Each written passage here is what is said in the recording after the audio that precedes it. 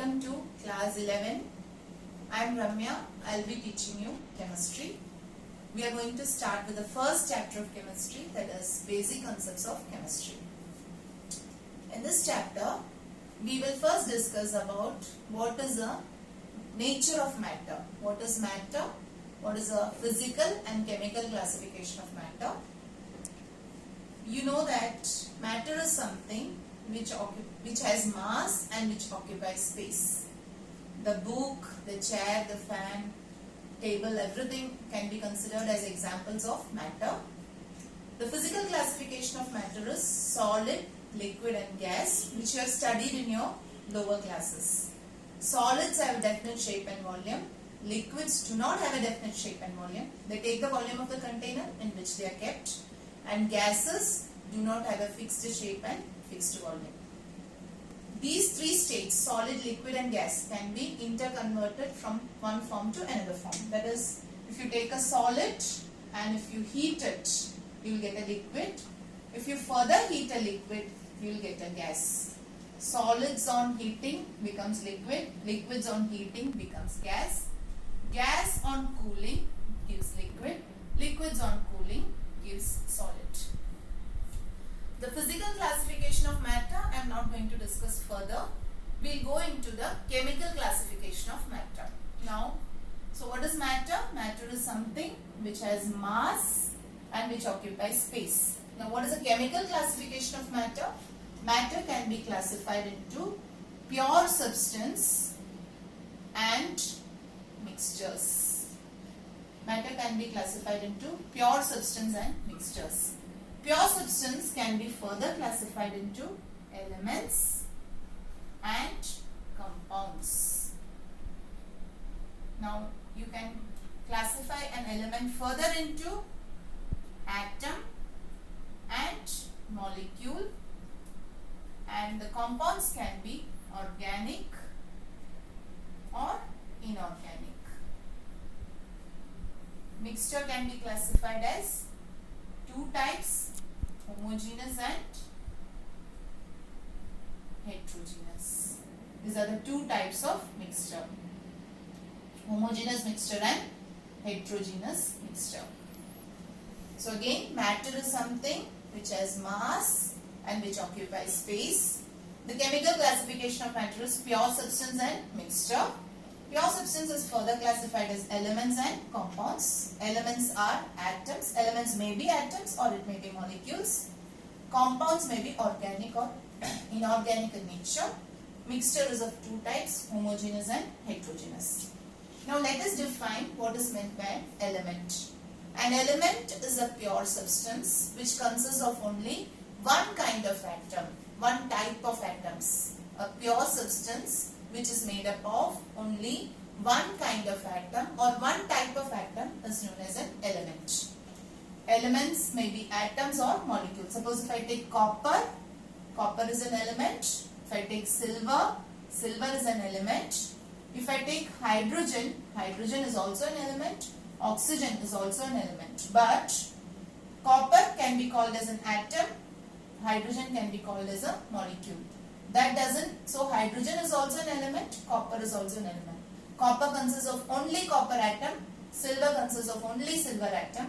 Similarly, hydrogen also consists of only hydrogen atom, oxygen also consists of only oxygen atom. So these are all some examples of elements.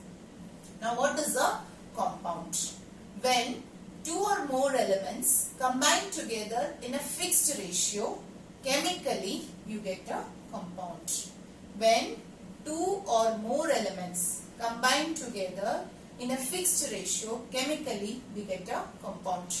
The most common example of a compound you know is water.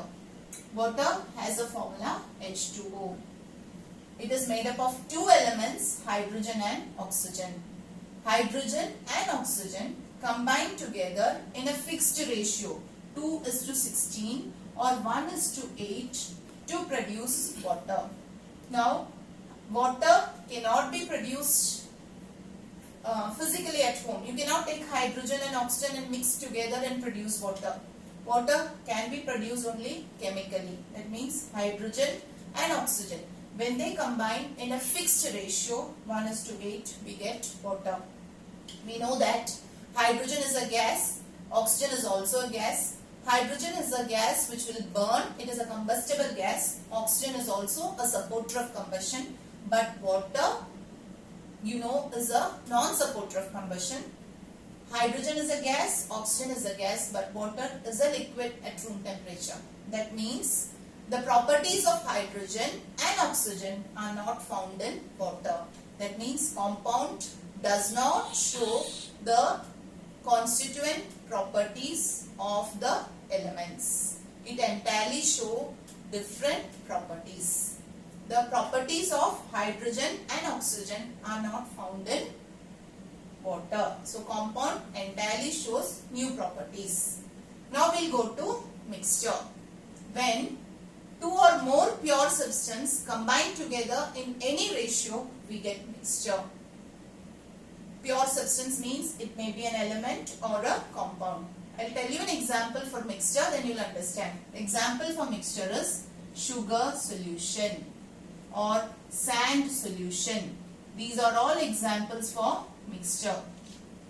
Sugar solution, you know, sugar has a formula C12H22O11.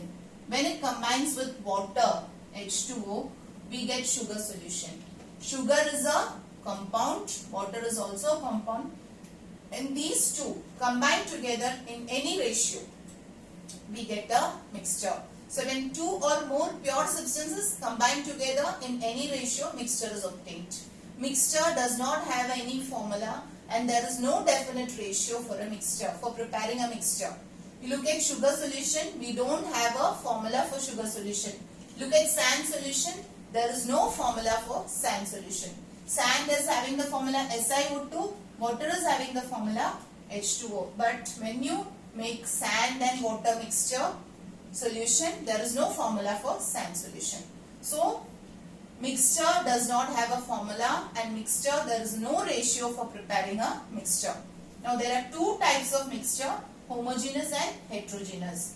Homogeneous mixture has a uniform composition, whereas heterogeneous mixture does not have a uniform composition. Composition means it may be the color, the texture, that all remains same in a homogeneous solution, whereas homogeneous mixture, whereas it will be different in a heterogeneous mixture. We'll take the same example. When you combine sugar with water, you can see that you get a clear solution and there is no two different phases involved there. Phases means you cannot see sugar and water separately. It forms a true solution, homogeneous solution. Whereas if you take heterogeneous solution, the example is sand and water. Once you prepare sand and water solution and you keep it for some time, you can see that the mixture becomes unstable and there will be two phases seen, sand as well as water.